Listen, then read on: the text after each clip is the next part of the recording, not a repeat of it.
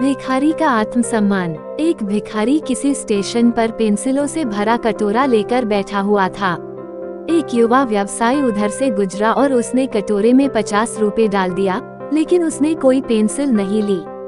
उसके बाद वह ट्रेन में बैठ गया।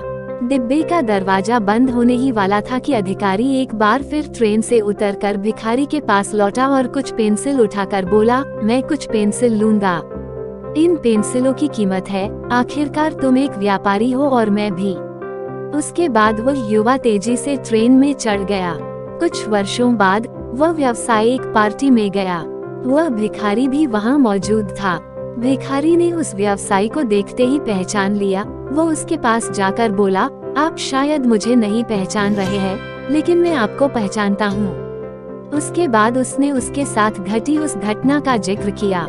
व्यवसायी ने कहा, तुम्हारे याद दिलाने पर मुझे याद आ रहा है कि तुम भीख मांग रहे थे, लेकिन तुम यहाँ सूट और टाई में क्या कर रहे हो? भिखारी ने जवाब दिया, आपको शायद मालूम नहीं है कि आपने मेरे लिए उस दिन क्या किया। मुझे पर दया करने की बजाय मेरे साथ सम्मान के साथ पेश आए। आपने कटोरे से पेंसिल उठाकर कहा, इनकी कीमत है, आखिरकार तुम भी एक व्यापारी हो और मैं भी। आपके जाने के बाद मैंने बहुत सोचा, मैं यहाँ क्या कर रहा हूँ? मैं भीख क्यों मांग रहा हूँ? मैंने अपनी जिंदगी को संवारने के लिए कुछ अच्छा काम करने का फैसला लिया। मैंने अपना थैला उठाया और घूम घूम कर पेंसिल बेचने लगा। फिर धीरे धीरे मेरा व्यापार बढ़ता गया। मैं कॉपी किताब एवं अन्य चीजें भी बेचने लगा और आज पूरे शहर में मैं इन चीजों का सबसे बड़ा थोक विक्रेता हूँ। मुझे मेरा सम्मान लौटाने के लिए मैं आपका तहे दिल से धन्यवाद देता हूँ, क्योंकि उस घटना ने आज मेरा जीवन ही बदल दिया। कहानी की सीख। मित्रों, आप अपने बारे में क्या सोचते हैं? खुद के लिए आप क्या राय स्वयं पर जाहिर करते हैं?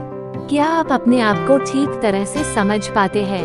इन सारी चीजों को ही हम अप्रत्यक्ष रूप से आत्मसम्मान कहते हैं।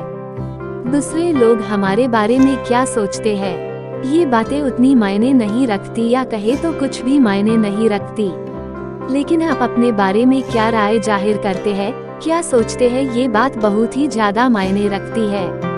लेकिन एक बात तय है कि हम अपने बारे में जो भी सोचते हैं, उसका एहसास जाने अनजाने में दूसरों को भी करा ही देते हैं।